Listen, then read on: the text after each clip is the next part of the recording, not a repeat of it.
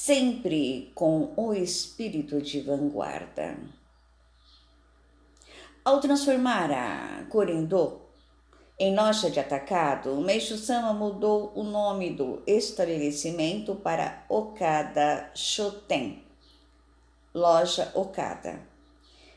E ao contratar o seu primeiro gerente, disse-lhe: você receberá uma porcentagem sobre o montante de vendas.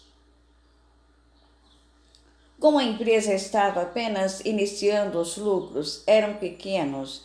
Com o passar do tempo, ela foi crescendo gradativamente. As vendas alcançaram altos índices, mas Meishu-sama manteve a mesma porcentagem. Sendo assim, naturalmente, os lucros aumentaram tanto que era difícil saber quem estava em melhor situação. Se Meishu-sama ou seus empregados, que incomparavelmente ganhavam mais do que os de outras lojas. Isso granjeou-lhe grande respeito e fidelidade no trabalho por parte de seus subordinados. O senhor Nagashima, que trabalhou na loja de Meishu-sama por longo tempo e mais tarde estabeleceu-se por conta própria com grande sucesso, nunca esqueceu o seu tempo de empregado, orgulhando-se por ter tido Meishu-sama como patrão.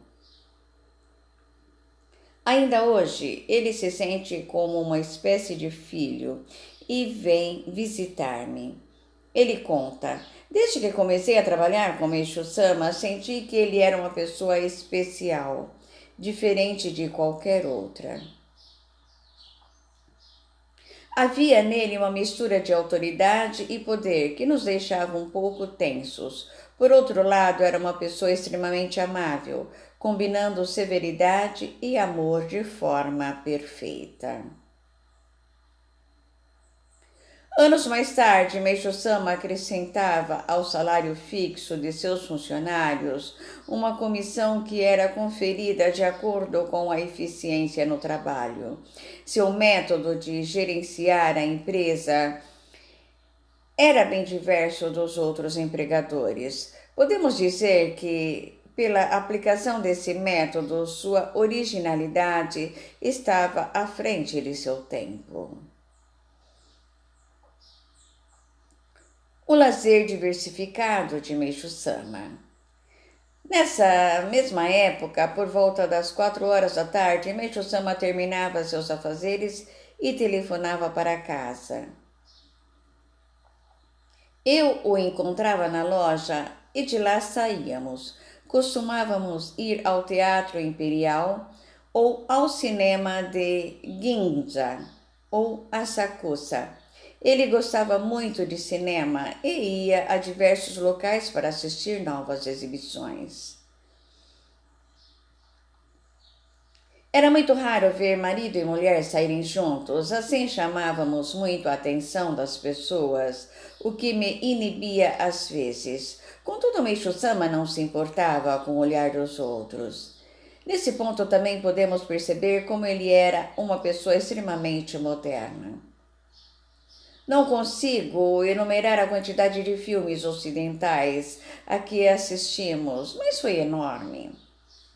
Eu sempre me esqueço do que assisto, mas Meishu-sama lembrava-se de todos os detalhes. O enredo, o diretor, até mesmo os nomes dos atores. Embora às vezes ele cochilasse durante a sessão, podia contar tudo sobre os filmes, o que me faz acreditar que alguma parte de sua mente continuava desperta nesses momentos. Enfim, uma das características marcantes de Meishu-sama era cochilar sempre que tinha algum tempo livre. Ao assistir a seus filmes prediletos, quando passava alguma cena menos interessante, logo ele cochilava. Todavia, ao aparecer uma mais interessante, despertava naturalmente. Era assim que ele agia durante as projeções. Ele também observava atentamente os figurinos e acredito que tirava daí as ideias que fossem úteis ao seu negócio. Sendo assim, era natural que sua mente estivesse sempre se desenvolvendo. Quando pensamos que ele apreciava só o que fosse ocidental, vemos que ele também gostava de ir ao teatro Gokuro, em Asakusa, que era tipicamente japonês. Ele assistia também a peças populares. Seu espetáculo era engraçado, ria abertamente e as lágrimas chegavam a rolar pela face. Realmente, ele era muito espontâneo em suas atitudes. Enfim, seu lazer era bastante diversificado, o que mostra o quanto seu gosto era variado. Podemos, pois, dizer que ele era uma pessoa extraordinária. Como as peças de teatro kabuki eram demasiadamente longas, ele não as via com frequência. Acredito que uma outra razão foi que depois de Danjuro Ichikawa, nunca mais houve um ator como ele. Meishu Sama ia frequentemente ao teatro em Tsukiji. Admirava bastante a capacidade da interpretação de atores com a força dramática que possuía o falecido ator Sadao Maruyama. Meishu Sama sempre ouvia música ocidental, mas não gostava muito das melodias tristes.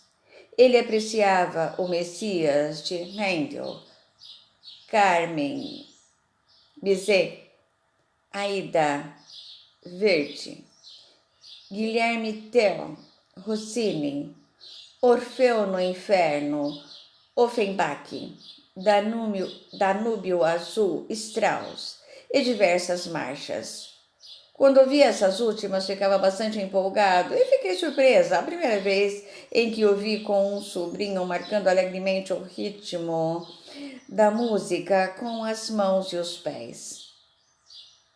Quando havia algum concerto ou estreava uma peça de teatro ou companhia de balé estrangeira, ele era um dos primeiros a comprar o ingresso. Obviamente, além de se deleitar com os espetáculos, ele apreciava a atmosfera do teatro. Para a época, era uma pessoa moderna e muito liberal.